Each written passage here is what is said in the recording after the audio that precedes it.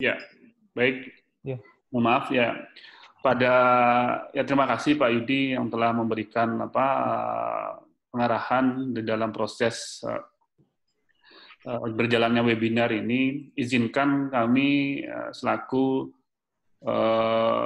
tim peneliti atau dalam hal ini kajian yang diselenggarakan sama teman-teman PAI dan juga FKM UNAN. Dan tentu dalam hal ini kami juga bagian dari tim COVID UNAN dalam bidang epidemiologi di tim UNAN-nya sendiri. Nah, izinkan saya menyampaikan bahwa tim ini terdiri dari Bu Ade Suzana Eka Putri, SKM Mkum Health PhD yang juga hadir pada kesempatan ini, dan nanti juga akan menambahkan dari presentasi ini, dan tentu juga Pak Yudi Pradipta sebagai tim juga di dalam membuat pemodelan dan juga skenario dan opsi kebijakan pengendalian dan pencegahan COVID-19 di Sumatera Barat. Nah, mudah-mudahan apa yang kami sampaikan ini nanti bisa ajang diskusi juga, dan ini sebenarnya sudah kami sampaikan juga kepada Bapak Gubernur dan juga disampaikan melalui telekonferensi ke seluruh kabupaten kota di Provinsi Sumatera Barat. Nah, yang pertama adalah kami akan membagi beberapa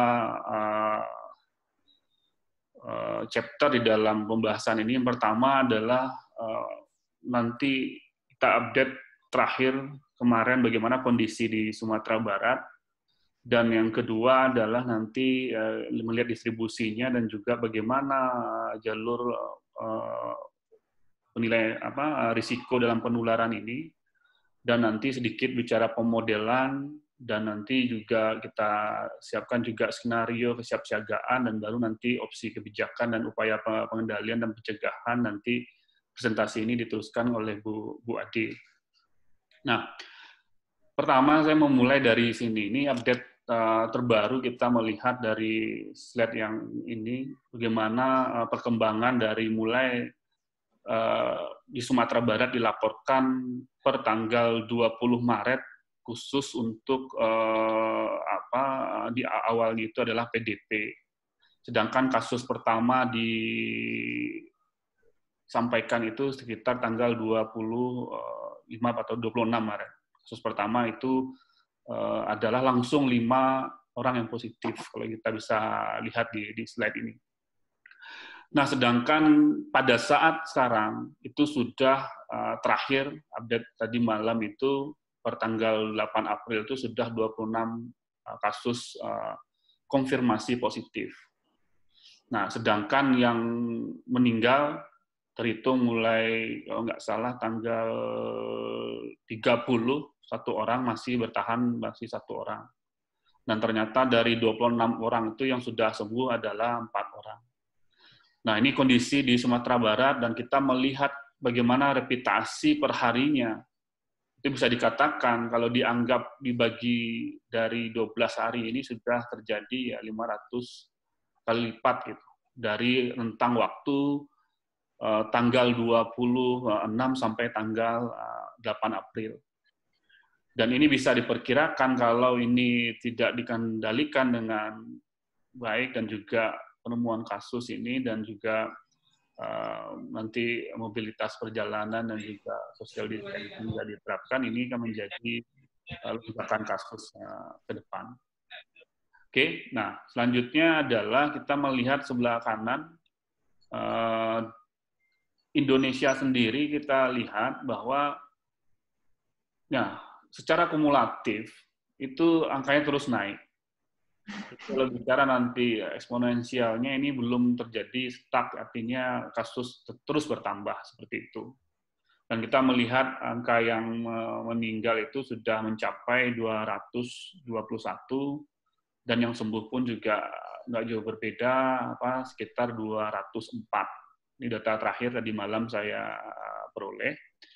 Nah, mudah-mudahan memang agak aneh juga beberapa data yang ada di Indonesia ini, karena memang jumlah kasusnya yang seharusnya kalau angka case fatality rasionya adalah kisaran 4%, Kita ambil yang di Cina atau secara global itu dengan rata-rata 4,5%. Ketika kasus positif ini 600, seharusnya dengan angka kematian 4,5 itu seharusnya sudah 1000-an diprediksi seharusnya. Nah, tentu istilahnya ada hidden cases atau ada istilah lain juga disebut alien cases yang belum terdeteksi. Nah, ini tentu dibutuhkan nanti tenaga surveillance di lapangan dan tentu nanti Pak Wi yang bisa menjelaskan secara detail bagaimana kita bisa mempercepat penemuan kasus ini. Nah, ini kondisi Sumatera Barat dan juga Indonesia. Nah, selanjutnya kita melihat, nah ini sedikit saya juga menganalisis data dari corona.sumbarprof.go.id. Ini juga kita memberikan masukan kemarin karena juga kita tim ini juga diundang oleh diminta betul Pak Gubernur melalui Litbang provinsi, karena memang ada secara psikologis dari masyarakat itu kok jumlah di dalam display data itu kok jumlahnya seolah-olah bertambah terus, nggak ada kurangnya seperti itu. Nah, ini juga pemahaman bagi masyarakat juga penting gitu, bahwa di tampilan website itu kan ada data yang sifatnya data kumulatif dan ada yang seharusnya ada data harian. Nah, jadi ya ini harus clear untuk itu. Nah, ini mohon maaf gitu. Kadang-kadang di tim yang mungkin di websitenya nggak paham ini, dan tentu kita sebagai epidemiologis yang ada di kabupaten kota juga memberikan masukan kepada tim Kominfo atau BPBD di dalam mendisplay data. Karena ada data kumulatif dan ada data harian.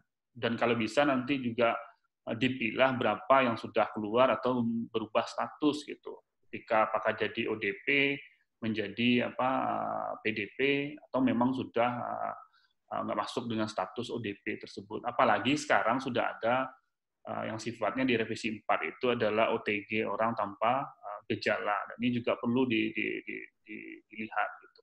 Nah, kalau kita lihat memang yang garis merah itu adalah kumulatifnya, sedangkan yang bar yang warna hijau ini adalah jumlah hariannya.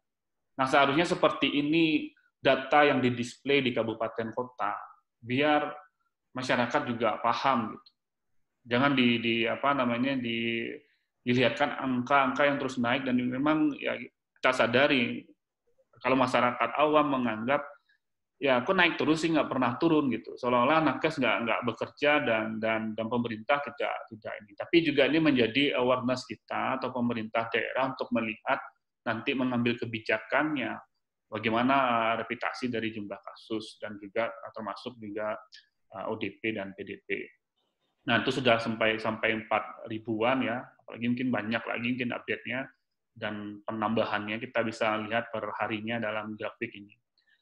Nah, dan kita lihat PDP, ini yang PDP. Nah, dari distribusi kasus yang PDP ini, nah kita juga melihat juga ada yang naik turun kalau kita lihat hariannya, tapi juga penambahan juga ya kadang-kadang di pada 3 April cukup 11, dan kita melihat ada bertambah 3, dan ini seharusnya lagi direkap juga oleh kabupaten kota. Dan alhamdulillah Bu Ade sama Pak Yudi kemarin sudah membuat masukan, dan juga kami bersama Pak Denas juga membuat display data yang seharusnya di-collecting oleh kabupaten kota dan juga rumah sakit rujukan, dan termasuk juga laboratorium yang COVID yang Pak Andani ini. Dan kita kasihkan ke Litbang, mudah-mudahan model tabulasi atau tabel data yang dikumpulkan ini detail nantinya. Itu juga by name, by address, supaya nanti ke depan kita bisa melihat klasternya. Karena posisi Sumbar saat ini masih skenario dalam kasus sporadis. Jangan sampai nanti ke depan menjadi sifatnya sudah ada klaster kasus atau kasus terklaster seperti itu. Nah, ini menjadi pertimbangan kita bagi pemerintah daerah ke depan. Nah, ini distribusi data detailnya di masing-masing kabupaten kota, dan kita melihat dominasi itu terutama di Kota Padang ini, Bapak Ibu semua dan mahasiswa, Itu di Kota Padang ada 15, sedangkan Bukit Tinggi sudah 4, dan pesisir 4, dan Tanah Datar masih 1, Pasaman dan Padang Pariaman. Nah, ini kita aware di sini, dan saya kira nanti juga penasaran kita apakah di Bukit Tinggi ini sudah terjadi transmisi lokal atau di Kota Padang sendiri, atau masih sifatnya adalah impor kasus seperti itu. Ini menjadi menarik, nanti kita akan bahas. Nah, saya sedikit bicara pemodelan.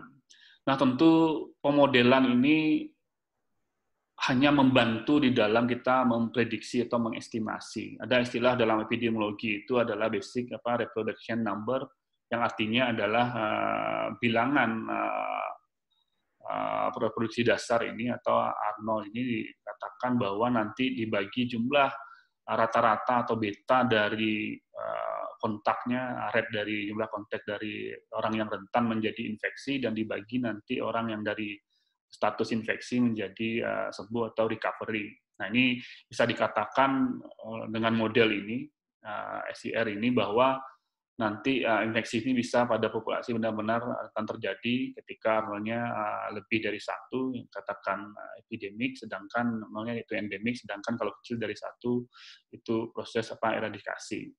Nah, ini artinya adalah memang bagaimana jumlah rata-rata infeksi sekunder yang dihasilkan bila seseorang individu terinfeksi masuk ke dalam populasi di mana semua orang rentan, yang disebut dengan juga rata-rata individu sekunder terinfeksi oleh satu kasus utamanya. Nah, ini yang biasa dinilai. Nah, sebenarnya ini model yang sederhana kalau dalam matematika atau pemodelan epidemiologi kita lihat, dibagi 3 kompartemen ini. Yang pertama adalah yang hijau itu, yang artinya yang kelompok atau kompartemen yang rentan atau susceptible, sedangkan yang kedua adalah yang kompartemen yang infected atau terinfeksi, sedangkan yang hijau adalah yang sembuh atau dalam hal ini recover, atau juga ada sistem imun dalam tubuhnya. Nah, durasi ini yang kita coba hitung dari angka nasional dan juga angka-angka real yang ada di lapangan di Indonesia. Kita dapatkan nilai beta dan nilai gamma-nya ini. Nah, sedangkan reproduksi number itu dibagi antara bagaimana laju dari susceptible ke infected ini dibagi dengan laju infected ke recovery, seperti itu. Ini udah matematisnya seperti ini. Nah, kita melihat dulu dari kalau kita pakai nilai default yang ada di literatur yang ada, itu memang kisarannya ya macam-macam gitu, dari 2 sampai 4. Dan kadang-kadang kalau kita lihat daily atau harian dari reproduksi number ini, itu bisa ada juga yang maksimum sampai 8 juga. Nah, termasuk yang paling parah itu ketika yang saya baca beberapa jurnal itu yang di kapal pesiar itu, Pak Wi. Di kapal pesiar itu lebih cepat dia, itu sampai angkanya 8 juga. Nah, kalau kita bandingkan dengan SARS, itu sebenarnya COVID lebih rendah, sekitar 2,5-an, tapi tentu ini lagi direvisi terus, dan kita melihat perkembangan-perkembangan yang ada baik di Italia, di Amerika, dan di Cina sendiri. Nah, dan di posisi ini, saya mencoba sebelum itu, nah ini juga menarik menjadi perdebatan. Ini saya ambil beberapa literatur, dan ini menjadi dasar juga pertimbangan apakah masuk akal terjadi penularan yang sifatnya melalui udara atau airborne diseases atau aerosol transmission. Nah, memang ini debatable juga, makanya kemungkinan itu akan ada, ya selama ini kita mengetahui melalui droplet, ya kemungkinan ada itu melalui juga udara atau aerosol, atau sebut juga istilah lain droplet nuklei ini. Nah, ini juga menjadi pertimbangan yang bisa saja yang selama ini WHO tidak menerapkan pemakaian masker bagi orang yang tidak sakit.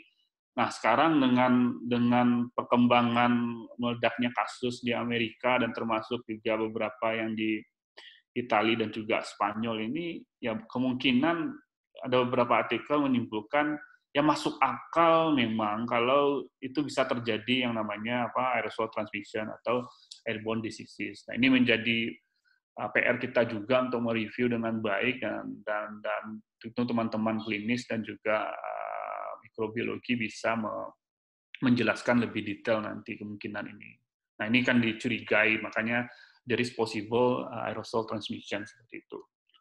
Nah, dari model itu kita coba, nah ini agak saya dengan Bu Ade, Pak Yudi surprise juga melihat dari pemodelan yang coba kita simulasikan dari jumlah yang terkhusus di Sumatera Barat ini dengan jumlah populasi lebih dari 5 juta orang ini. Dan itu ketika kita simulasikan memang perkiraan puncak infeksi itu adalah perkiraan adalah pada bulan ya pertengahan Mei atau sekitar bulan tanggal 25-26. Nah, bisa jadi mundur dan bisa jadi cepat dari situ. Dan ini tentu kondisi yang dianggap belum ada intervensi apapun. Dan kita mempertimbangkan jumlah kontaknya akan kita naikkan sedikit. Kita memperkirakan mobilitas dari masyarakat di Sumbar ini yang pada umumnya perantau dan juga pedagang itu pasti pergerakan itu mau masuk Lebaran, mau masuk puasa dan Lebaran itu akan meningkat.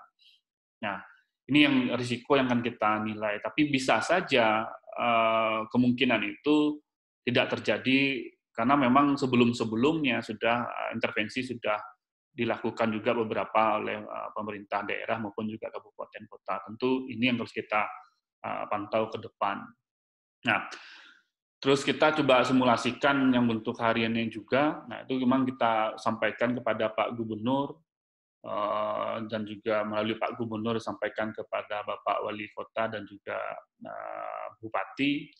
Nah, ini harus hati-hati dalam membatasi perjalanan dan termasuk juga pembatasan jarak fisik dan sosial.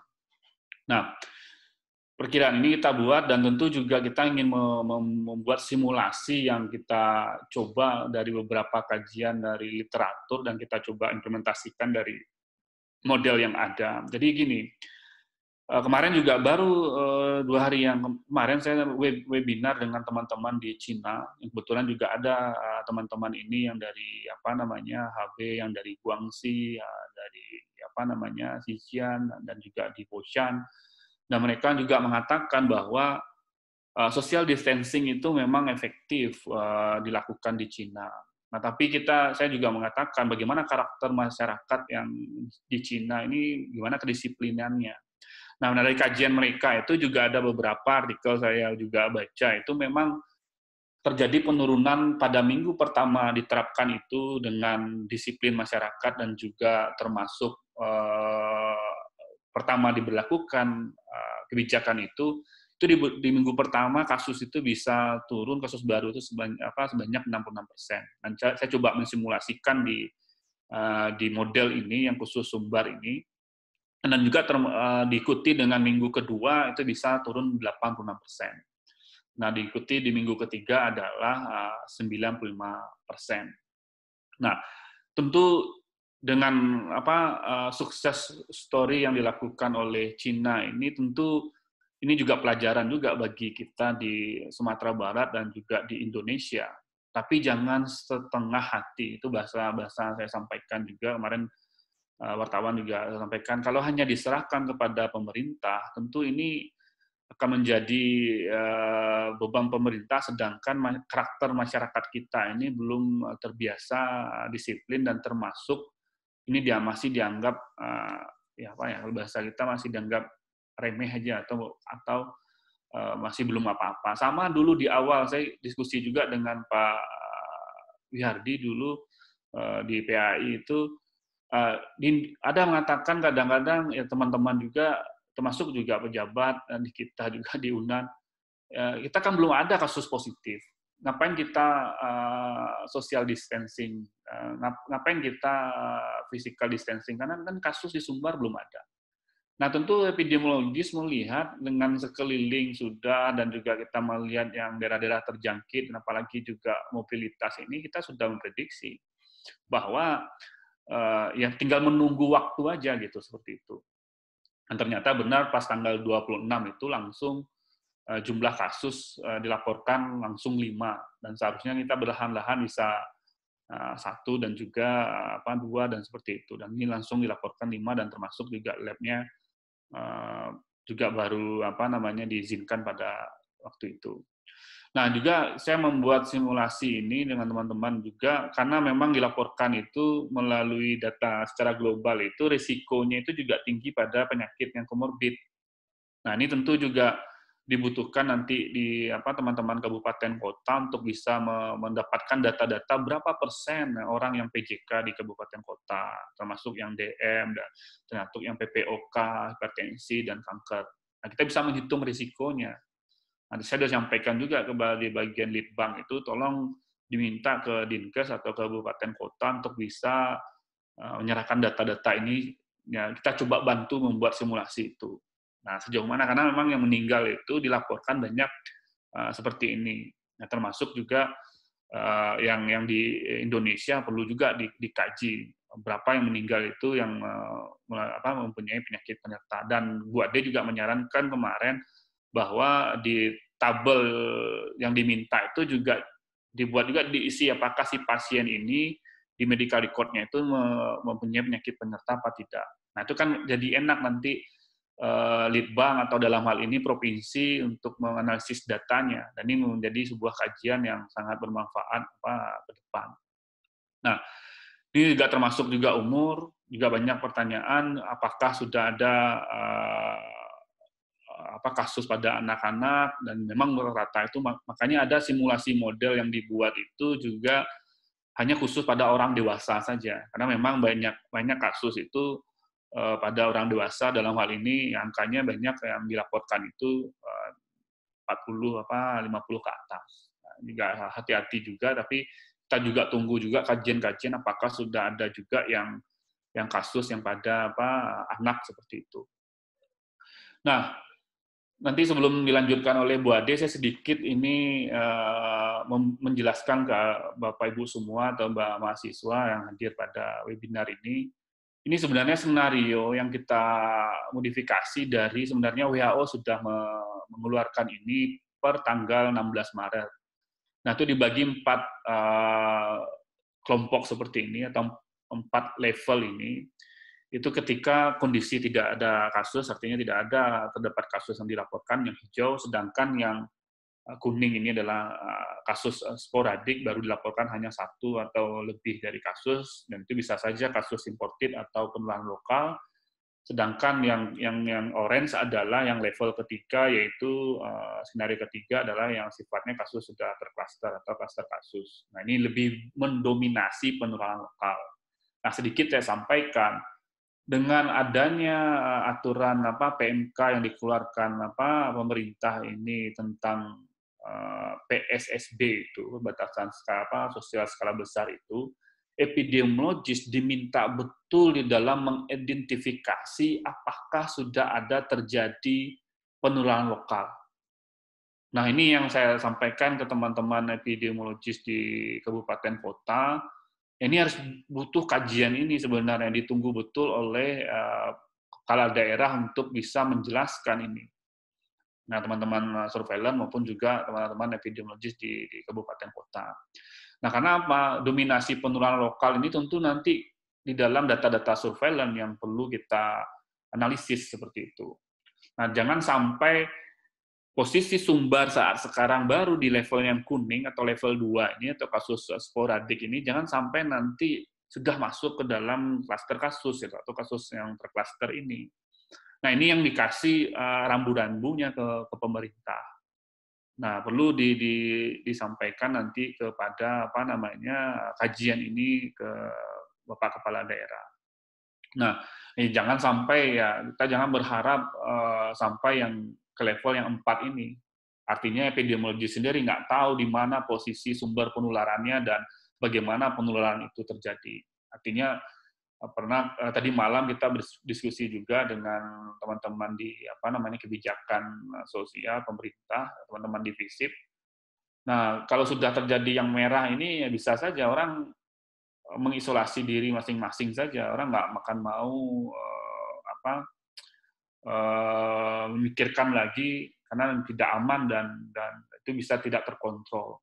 Nah, ini jangan sampai terjadi untuk itu. Dan ini sebenarnya opsi-opsi itu sudah ada apa yang dilakukan dan tinggal pemerintah daerah bisa menjelaskan ke kabupaten kota, ke kepala dinas dan termasuk juga tenaga kesehatan yang menjadi ujung tombak di daerahnya masing-masing.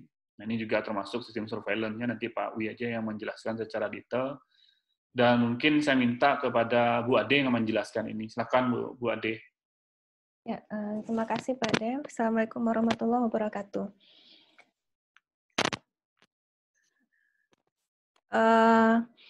Untuk ini adalah hasil diskusi kami untuk memberikan opsi kebijakan yang dapat diambil oleh baik pemerintah provinsi, kabupaten kota maupun nanti di level yang lebih rendah.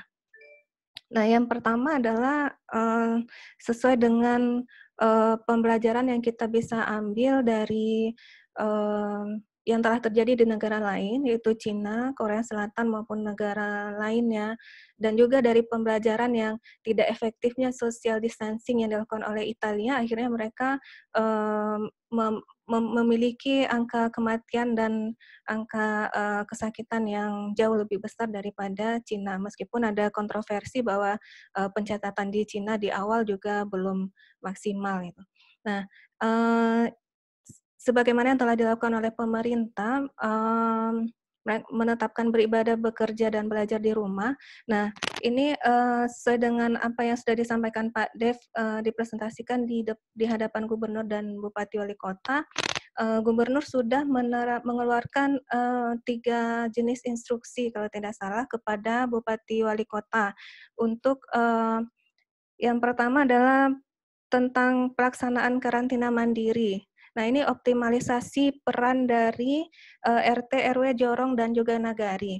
Nah, di sini tentu ya kalau instruksi sudah keluar, tinggal kita bagaimana melakukan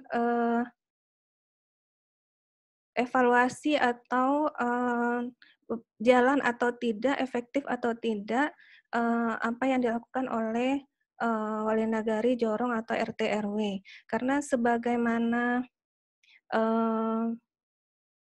peraturan yang dikeluarkan oleh pemerintah, yaitu nanti PSSB itu, pemerintah lokal bisa saja melakukan karantina seperti yang sudah dilakukan oleh di Jawa, tingkat RT, RW, atau jorong, yang dimana mereka sudah mendeteksi adanya penularan lokal, maka bisa saja tingkat RT kemudian melakukan karantina lokal. Nah, itu tentu ada kepedulian yang cukup tinggi dari tokoh masyarakat, tokoh agama, dan tokoh pimpinan masyarakat di tingkat yang lebih rendah.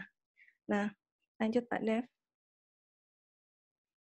Terutama nanti dengan adanya tradisi masyarakat Sumatera Barat yang pulang kampung di sebelum Ramadan, akhir Ramadan, sampai beberapa hari setelah Lebaran. Nah, ini sesuai dengan prediksi yang sudah kita buat, yang sudah dianalisis, bahwa peningkatan itu diprediksi akan terjadi di minggu terakhir Mei atau pertengahan sudah dimulai peningkatan, karena kita lihat saat ini pun masyarakat sudah mulai banyak yang pulang kampung, meskipun di Kota Padang sendiri itu beberapa perbatasan itu ditutup, jadi hanya lewat satu jalur. Namun tentu ada saja masyarakat yang sudah sampai di rumah tapi tidak melalui proses screening di pintu masuk itu, meskipun kita sudah melakukan sistem kewaspadaan dini di beberapa perbatasan provinsi. Nah, ini bagaimana supaya physical distancing dan isolasi mandiri itu betul-betul dilakukan oleh orang yang baru masuk, orang yang baru pulang dari daerah yang sudah terjangkit. Nah, lanjut Pak Dev. Nah, ini adalah itu adalah hal-hal yang perlu dilakukan oleh masyarakat, bahwa disiplin melakukan isolasi mandiri dan yang namanya physical distancing. Berikut adalah yang perlu dilakukan oleh sistem kesehatan itu sendiri. Nah, kita sudah mendapatkan izin laboratorium mikrobiologi UNAN untuk melakukan deteksi dini, dan waktu itu melalui Pak Dev yang sudah mempresentasikan hal ini bahwa PCR tuh diperluas cakupannya kepada ODP, dan instruksi gubernur tanggal minggu lalu bahwa pengiriman spesimen itu sudah diperluas ke ODP, meskipun yang memeriksakan swab itu adalah di rumah sakit rujukan saja. Jadi puskesmas pergi ke merujuk ke rumah sakit rujukan untuk pemeriksaan swab. Tapi alhamdulillah kita sudah mampu untuk memperluas pengujian PCR kepada ODP. Jadi tidak hanya kepada PDP. Kemudian wacana untuk rapid test yang seperti dilakukan di Jawa Barat itu bisa menjadi opsi. Tetapi yang harus tekankan ketika kita melakukan rapid test adalah bahwa rapid test selain memiliki sensitivitas untuk mendeteksi yang positif, rapid test juga memiliki spesifisitas karena tujuannya adalah untuk screening, bukan diagnosis. Spesifisitas yang dimaksud adalah kemampuannya untuk betul-betul mendeteksi bahwa yang negatif itu adalah negatif. Nah, hati-hati dengan yang false negatif, bahwa masyarakat yang ketika rapid test menerima hasilnya negatif, itu harus waspada dengan kondisinya masing-masing, apakah dia memiliki gejala-gejala khas COVID atau pernah kontak dengan orang-orang yang PDP atau orang-orang yang positif, atau pernah berpergian dari daerah-daerah yang terjangkit. Nah, itu belum tentu hasil negatif adalah memberikan berarti bahwa mereka negatif COVID dari hasil rapid test. Nah, ini yang harus diwanti-wanti kepada masyarakat ketika kita melakukan tes cepat. Nah, karena tes cepat juga fungsinya adalah untuk screening, maka tentu sistem kesehatan harus siap sedia untuk ketika hasil-hasil yang positif ini mau diapakan. Kemudian surveillance, nah ini yang nanti akan lebih rinci dijelaskan oleh Pak Wi, bahwa hati-hati dengan yang tidak terdata, yang tidak terdiagnosis, yang kita sebut dengan influenza-like illness. Nah, jangan sampai ini terkesampingkan. Contoh, di DKI Jakarta itu Gubernur Anies Baswedan itu sudah mengidentifikasi bahwa jangan pun yang positif yang meninggal di Jakarta, secara umum pun angka kematian itu berapa kali lipat itu meningkat di Jakarta sejak bulan-bulan mulainya COVID ini di Indonesia. Nah, itu juga kita bisa kaji di Sumatera Barat. Jangan-jangan pneumonia atau penyakit influenza-like illness atau kematian secara umum, apakah meningkat atau tidak, itu untuk yang tidak terdiagnosis COVID. Kemudian active case finding oleh teman-teman di surveillance, memang ini keterbatasan APD yang dimiliki oleh teman-teman surveillance, kemudian bagaimana mereka bisa melacak dan kontak tracing kontak itu dengan efektif, sedangkan mereka tidak dilengkapi dengan APD yang memadai. Kemudian jumlah tenaga surveillance pun di puskesmas itu terbatas, sedangkan ODP sekarang sudah bertambah dengan OTG, itu jumlahnya di awal Ramadan ini tentu akan lebih meningkat gitu. Nah, ini nanti akan kita diskusikan. Kemudian passive case finding. Nah, tentu kita tidak bisa bebankan saja untuk mendeteksi OTG ODP ini kepada petugas surveillance, maka perlu dukungan dari lintas sektor, yaitu TNI Polri melalui Babin Kaptipmas mereka sendiri, kemudian RT RW tentu harus berdasarkan surat instruksi gubernur itu harus peduli dengan lingkungan mereka, siapa yang baru datang dari daerah itu memang perlu diawasi. Lanjut, Pak Dev. Nah, ini adalah pengendalian virus yang termasuk dalam penanggulangan penyakit menular.